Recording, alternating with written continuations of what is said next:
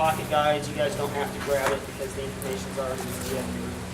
But on page 1 of the pocket guide is the risk management process. So it's pretty important if it's on page 1. Your situational awareness is gathering all that information. On the right side, there's 3 things: previous fire behavior, weather forecast, and your local factors. So by taking your weather observations, that's how you kind of gather that.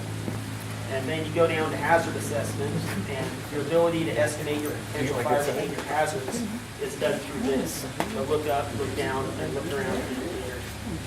So you have 2 boxes: your fire environment factors and then the indicators. We'll just kind of run through these. You have your fuel characteristics, your continuous fine fuels. Any of the stuff in bold is what you really kind of want to take a look at. Continuous fine fuels, those are your grasses. That's what's going to support the fire spread generally. The fine fuels burn more rapidly. Fine fuels are also one of the 4 common denominators in fatality fires or tragedy fires. So that's why you want to look at that. And in Fresno, most of the fires locally that we go on within the city are all your continuous fine fuels, your grasses. So your heavy loading is dead down. Your ladder fuels, those fuels that go from the surface up into the canopy.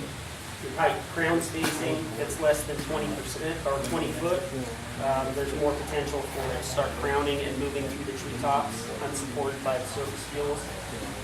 Your special conditions, firebrand sources, numerous snags. Snags are going to be thrown embers across the line. Preheated canopy, also on that North Pass entrapment, where they were at on the dozer line with their engine. They were on the black edge, but it wasn't a clean black edge. The understory had burned through and then preheated that canopy. So really they had no safety zone right there. So they had freed on one side, then preheated canopy on the other. Frost and bug kill in Southern California on the San Bernardino and Angeles National Forest. It's very prevalent down there from like pine beetle. A lot of their ponderosa pines are just turned and dead out there. Unusual fine fuels, high dead to live ratio. Yeah, the green bush up on the hill, as the summer progresses, part of that bush is going to start to dry out and die. So throughout the summer, you're getting more dead component, even in the live fuels. Your fuel moisture, your low RHs, and 10-hour fuel contents. Your 10-hour fuels are your fuels that are 1/4 inch to 1 inch thickness. So if you're walking out through the woods and you're hearing those little twigs snapping as you're walking, it means their fuel moisture content is very low. What? With low RHs, we showed you guys how to determine your low RH. When it's talking about check local thresholds, East Coast is going to be different than the West Coast. In Florida, their fuels, their palmetto and stuff, it'll burn at a higher percent RH. In California and on the West Coast, generally one of our indicators is when RH start to drop down below 25% and 20%, and as it keeps getting down into the teens, and then even more so into the single digits, you have to be really heads up with what's going on and determine if you want to stay engaged in the fire environment. Drought conditions, we're always in drought. The whole West is always in some kind of drought. Seasonal drying, grass over the last month down here in the valley is cured out, and throughout the summer, that green belt is going to keep going up where stuff starts drying. Fuel temperature, high temps above 85. In the summer, we're lucky to ever see 85 degrees again in Fresno, but when your temperatures are above 85%, that in direct relation with your RH, that's going to drop your RHs down even lower. High percent of fuels with direct sun. Your fuels that are in the direct sunlight are going to be more available to burn because they're drying out faster.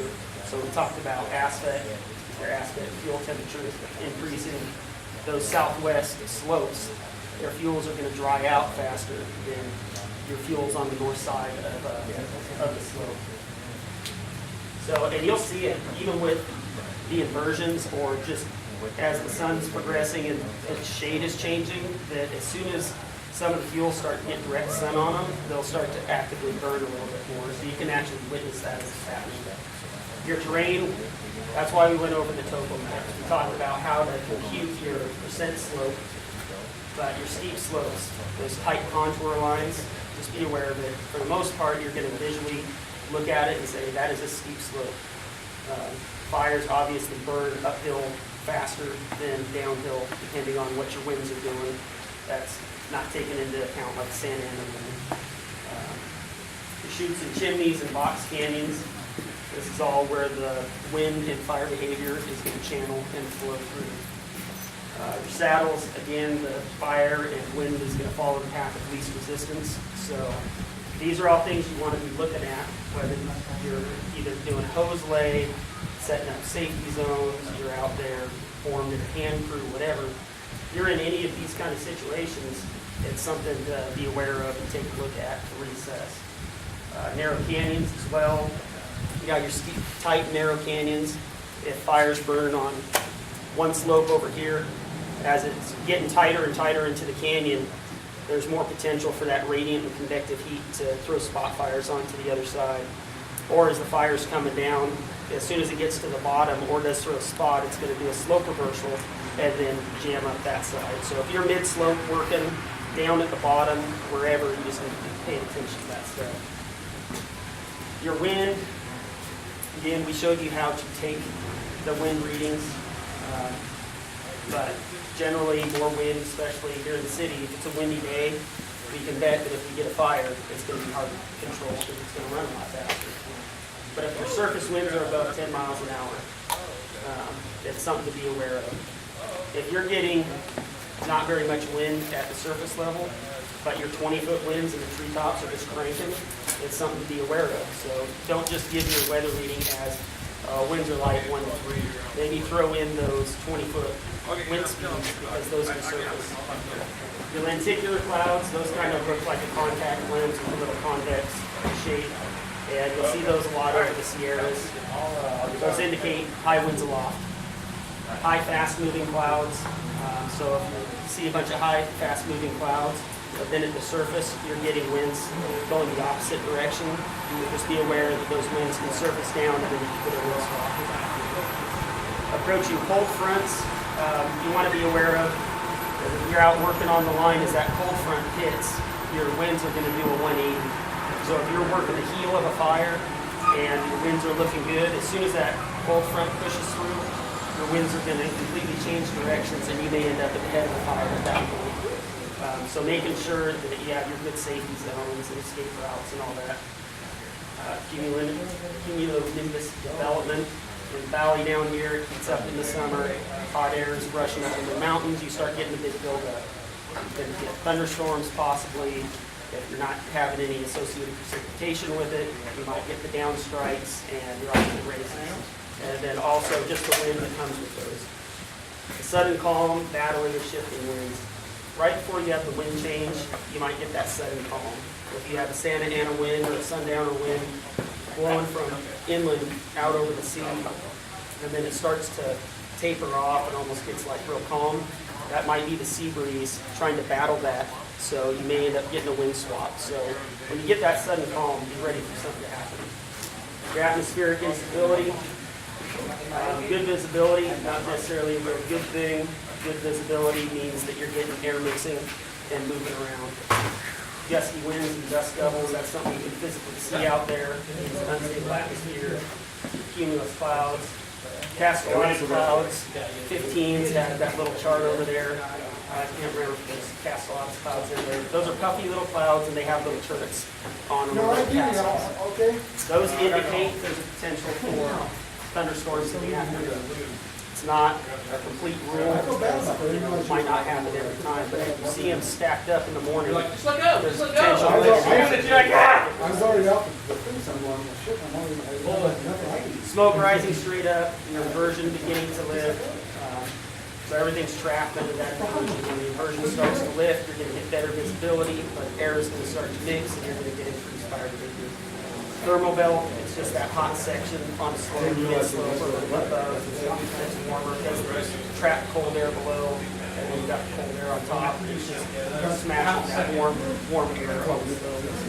High Haynes index, it's in your pocket guide, it's on the weather reports. It's just a guide that measures the potential for large fire growth due to instability. So Haynes 6 means that you're probably going to get some pretty active fire going. Then fire behavior, your leaning column, shear column, develop column. As the column continues to build, eventually it's going to get to a certain altitude, it's going to cool, and then you're going to get downdrafts going every which way. Changing column, trees torching out, smoldering fires picking up, fire whirls, and then spot fires.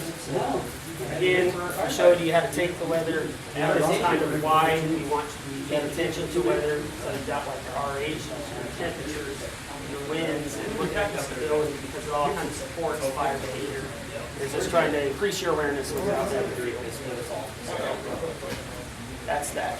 Everything we talked about, guys, is in the IRPG, so keep that thing in your pocket here, yellow tote. That way when you do get called out, just thumb through that thing, refresh your brain there on some of these things. The green portion of this is pretty much your best thing. It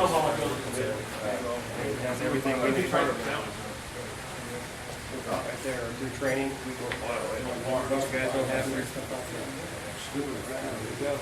Keep one in your yellow pocket, your yellow shirt. I don't think you should be on the line without one.